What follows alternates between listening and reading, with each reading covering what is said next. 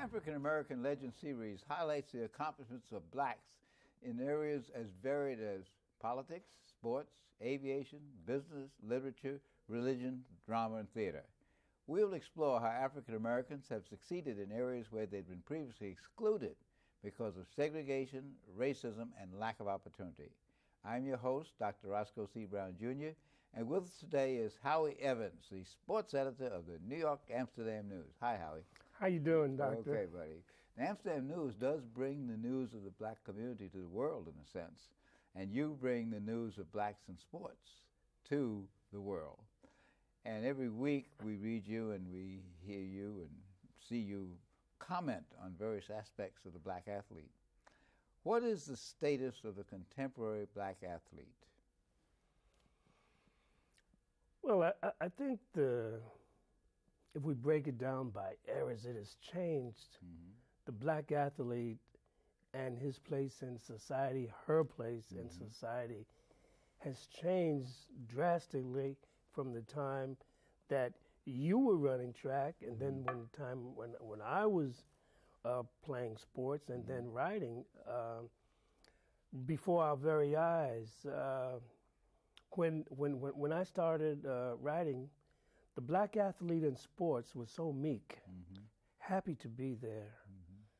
Don't ruffle anyone's feathers. Be a nice guy. You know, make sure that you're very complimentary of your white teammates and all of that.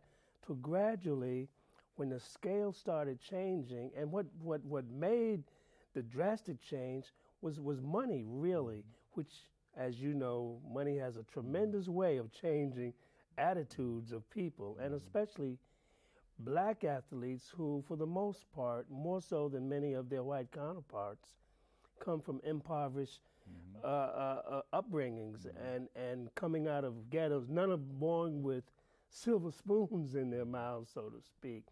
So other than Grant Hill. Yeah, other than Grant Hill. Well, even his daddy wasn't. His daddy worked his way up. Yeah, right? worked his way Calvin up. Hill. And Calvin, he wasn't rich, but he had pedigree. Yeah. You know, he had a lot of pedigree. You know, Yale University, America's team, the Dallas Cowboys, and all. He had a lot of commercial. His mother's a lawyer, sports lawyer. Mother's a lawyer, good-looking guy. Yeah. You know, and he did all the right things, said all the right things, was never in trouble. So he was a good example of a guy who was born maybe not with a silver spoon. Can we say a aluminum spoon? Yeah. He was born kind of like that. But most of our guys came from one-family homes, some with no families. So many were raised by their grandmother, not the grandfather, but the grandmother. And that has had a tremendous effect on many of these athletes that we like to follow in terms of the things that they do. The changes have affected all of society. The black athlete on a professional level is the best dressed person, mostly in the clubhouses. They will go out where their contemporaries will get a check for $10,000 and will go out and invest it down on Wall Street or somewhere like that. The black guys will go out and spend $8,000 on clothes or buy a house. And the long-term real estate and investments becomes just that with them. So okay, that then leads to the question, how do we begin to correct that? Because your analysis is very clear. I think most people have seen that. How do we begin to correct that? I think that the present-day athletes themselves are the ones who will have to correct the generations coming up. I think as they look back and reflect on their lives, rather than call out individual guys, of course. The guys who have a lot of money and who have done things that are not good morally, not good role models, as when they get older, and I will mention one guy, Michael Irvin, whom we watch every Sunday, and all. I mean, no guy was more talented, but no player in the history of the NFL perhaps had more problems off the field than Michael Irvin. But you can see the change in this man. Now he realizes, where did I go astray? You know, he dresses like a peacock. You know, he's dressed up, him and Deion Sanders every week and all.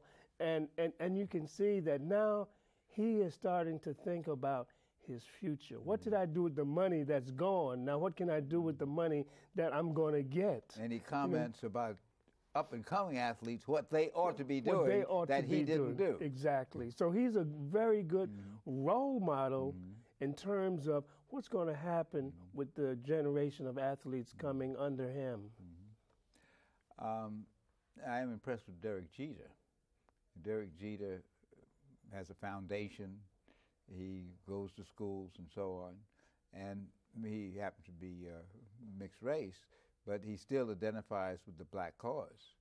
And it's important that that be done. Derek Jeter is probably one of the most grounded professionals, and I'm saying professionals, including movie stars, singers, and so forth. He's one of the most grounded professionals that you'd ever want to see. Even when he came up as a young, when he first started, you could see how mature this young guy was. Talking about backgrounds, his father's Dr. Jeter, Dr. a former Jeter. professor. His mother's a former teacher and a counselor. And they brought together, I've had occasion to talk with them, and they're very grounded about what Derek ought to do, and Derek does that. And on the field, he shows that kind of mature leadership, much more mature than his age. He takes over, and he doesn't say, I'm taking over. He just does it. Yeah, and he's not a very forceful guy. There's a calmness about him, but yet there's also a sturdy part of him, a forceful part of him, that when he looks at guys, or when he's always the first one out of the dugout to congratulate a guy when he hits a home run or he makes a good play. He's always the first guy out of the dugout. In the locker room, he's a very quiet presence. He talks, you know, and you can see his influence in the clubhouse. But you can also see his influence on the field. When the pitching coach comes out, when Stottlemyre comes out, he is always there. He's always there. He's always listening, giving suggestions. Yes. But then that raises the question, why is it that the media at large, the larger media, emphasizing these black athletes who do all kind of crazy things? Talk about how good I am, I'm going to score this touchdown, and the guy just, why, I think I know the answer, but why is it that the media emphasize those guys rather than somebody like Grant Hill or Derek Jeter? Well, I think, I don't think, I know. I know the media from the time, and you know, I've been working in the media, and when I worked in television and so forth, it's become the highest form of entertainment, even more so than guys like Tom Cruise and all. Tom Cruise wants to hang out with all of the athletes, and when you have the mega event like the Super Bowl, you have all of these celebrities coming from around the world who just want to be around these athletes and so forth. So television has created monsters out of many of these guys in an entertainment form. For instance, when that old league, the World Football League, was that the name of it, Roscoe? The ex-football league. Ex-football league with the McMahon, the wrestling guy. Well, what about the guy who puts on his uniform, he hate me? Well, the cameras couldn't keep off of this guy. Now, when the league broke up, he was one of the few guys who got an opportunity to come into the NFL because he had made himself a commodity. You know, everybody was walking, he hate me. Now there's a company called She Hates Me. Some guy starts, you know. So the entertainment value, you know, and with television responsible for carrying the burden of salaries now, literally for these athletes, they're the ones who call the shots. They're the ones who dictate what time the games will start. They're the ones who say, well, I don't care how hard it rains, we're going to play another inning. We're going to get 5 innings like the other night. when the downpour came in Miami. Played right in the downpour. You know, and I told my lady, I said, she said, they're going to stop the game. I said, no, they're going 5 innings. I don't care if a hurricane comes through there. They're going 5 innings. Well, you've talked about the impact of money, finances, big business on sports, particularly on the black athlete. But remember, it wasn't always this way. I grew up in the 30s and 40s, and black athletes were basically excluded from the major professional sports. I was a friend of Jackie Robinson, who broke it in 1946. And Kenny Washington broke into pro football in 1946. Earl Lloyd, who just went into the Hall of Fame, I coached him when I was an assistant coach at West Virginia State College in basketball. Long time, a lot of changes, but some athletes have had more influence on the role of the black athlete and his or her role, his acceptance. We can get a whole list of folks going back to Jack Johnson, Paul Robeson, and Jesse Owens, and Joe Louis, etc. In your opinion, I'm putting you on the spot. See, you as a journalist, you put people like me on the spot. I'm going to put you on the spot. Who do you think was the most influential black athlete in terms of the status and role of the black athlete in this society? I'm going to give you two because I think that perhaps in my mind that although their careers were maybe 10, 12 years apart, Joe Louis and Jackie Robinson, without question. Joe Louis bridged the gap between the black fighter who no one knew, the black fighter who never made any money, and so forth, the black fighter who they didn't give commercials to, and so forth. But Joe Louis, because he was a nice-looking man and all, he was a very talented fighter, he was perhaps the first, more so than Jesse Owens, to bridge the gap of black and white, because white America loved Joe Louis just as much as black America. Particularly fighting the Nazis and so on. Yes, although he had his cynics and people who just plain outright didn't like black folks, but even white people who were racist admired this guy, you know. His dignity. Yeah, you know, he was never rude to people and all. He was a very calm person, although he had another side to him that we saw in our community. And Jackie Robinson, because he showed the strength of a lion, that no matter what white America was going to do to me, and no matter how difficult it was for me, and no matter how angry I got, they would never see that. And I was not going to be who I really am, because the real Jackie Robinson, we really never saw. We saw the Jackie Robinson who knew that what he was doing was so important that he forsaked every principle within his soul to not punch this guy, to not take a bat and go out and do something bad and all. So I think they were the two most influential athletes of our time, because if you are in the street and talking, somebody says, well, who do you think you are, Joe Louis? Yeah, right. You know? And if a guy is running real fast, they say, hey, there's Jackie Robinson. Because I remember when I was playing baseball, and I was playing with a primarily group of Hispanics back when I was a teenager, and I was the fastest guy in the organization. They called me Jackie Robinson, which I felt like I was really blown up. I'm Jackie Robinson. That's interesting, because you were talking about the social significance of the success of the black athlete and its awareness in the larger world. On the other hand, within individual sports, there have been people like Jim Brown and Wilt Chamberlain and Arthur Ashe and Michael Jordan and Tiger Woods and many, many others. Clearly, the specialists in those sports said there's no running back like Jim Brown. Wilt Chamberlain is the greatest basketball player.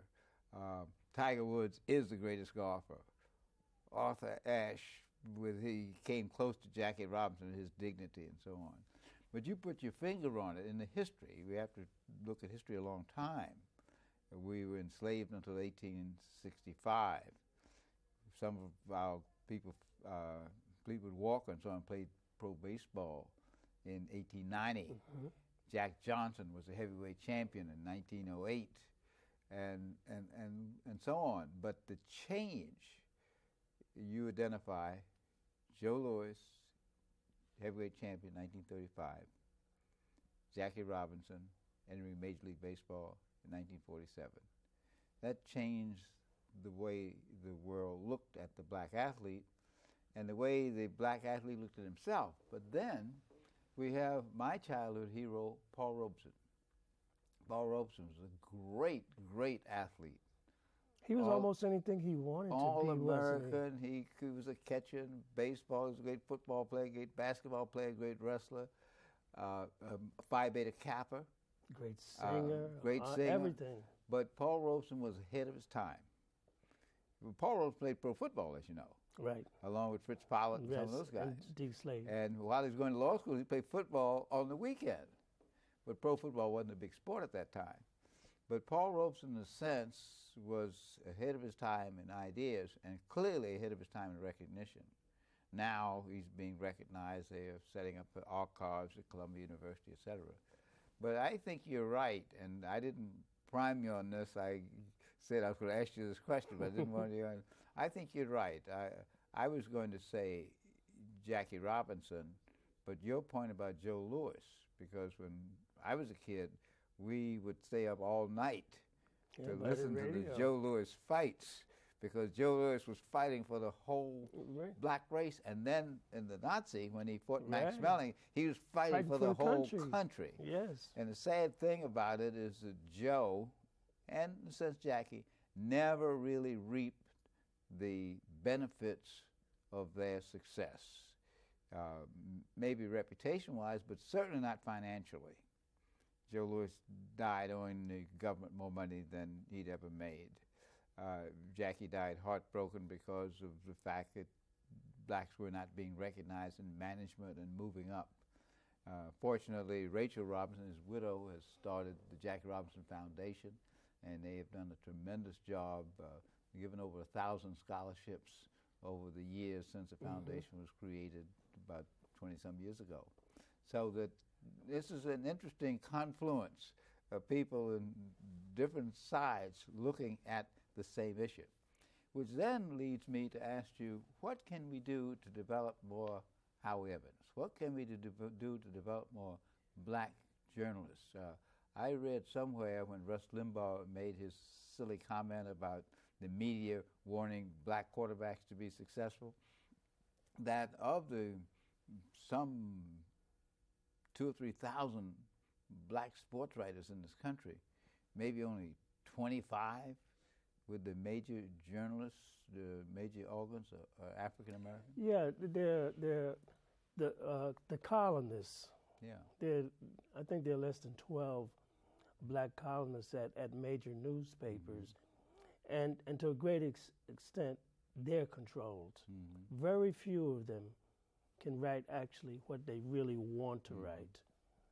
Very few, very often, can say what they want to say. There was a young man named Rob Parker. I remember him. Worked for the newspaper in New York. Then he went out to the Newsday.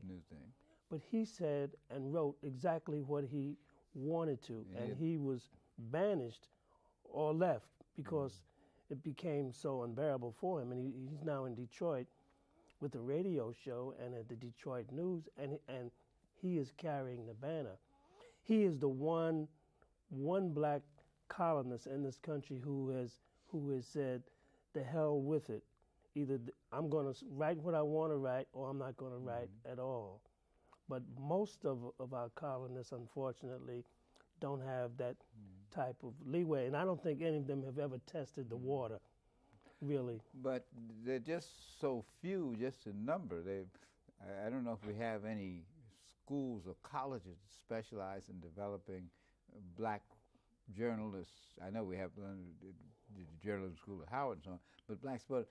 Maybe this has something to do with the role of sports in journalism. Many of our political columnists and pundits started as sports writers, and they say sports writers or the sports department is the playtime of newspapers. Maybe that's related to it. But on the other hand, there are people like you who are serious scholars and writers who stick with sports. What can we do to help more young blacks like yourself who are interested in sports, interested in writing, to get the skills and then be able to apply those skills in the media? Well, I think the one thing is that first, a lot of sports writers, black and white, are frustrated jocks. I became a sports writer after I found I couldn't play professional sports, and it was the closest thing to what I loved doing, and that was my emergence into the world of sports writing. But today, most of these guys coming out and those who have the capabilities of wanting to be a sports writer are held back because financially they don't see any gains. That's the first thing. A lot of them have worked at their school newspapers and had very bad experiences, and that turned them off. What kind of bad experiences? In terms of writing what they want to write, and then the black guy being called a racist. Okay.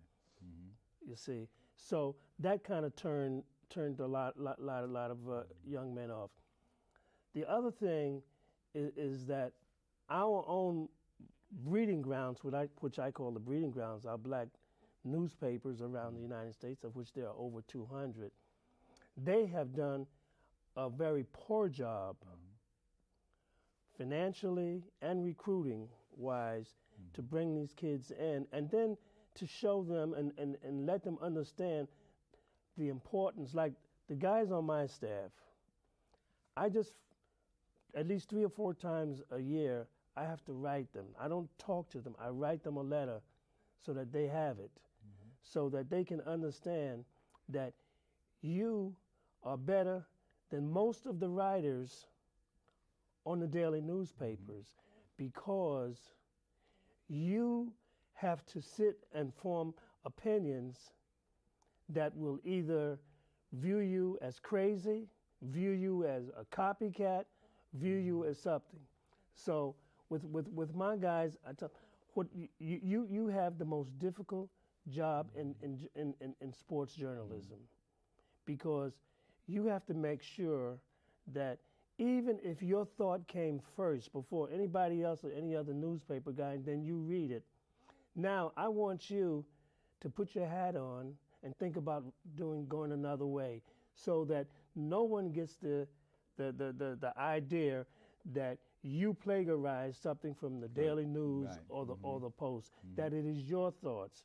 And maybe if somebody even beat you to that and did that, it is your thoughts. This is a great training ground for you, that you are writing in a diversity of sports coverage that most guys don't do. As you know, at the daily newspapers, you get locked in to one team or one sport, and that's all you write about. And you don't go up. And you don't go up. You know, some guys die on those beats or they quit. But our guys and the guys that I've had, I have tried to train them to be forceful in their writing, to be creative, and to be brave. You know, if you are afraid to write something, and if you think because you want to work at a daily newspaper, if you want to work at the New York Times or the Post or whatever, and if you write something and they read it, then you're not going to get the job. Well, let me tell you, they read our papers more than we do. This is why they know so much about us, because everything that we do, they read, and we have been imitated by every paper in this city. You raised an interesting point which really transcends sports journalism.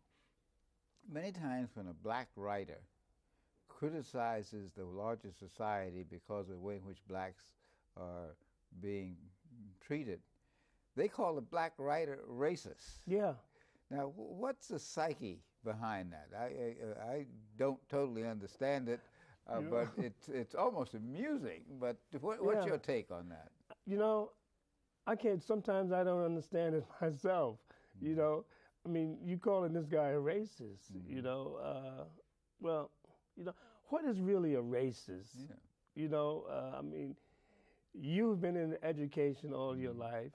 What is really a racist? Is it a guy who just or a person who just down and out hates people of color?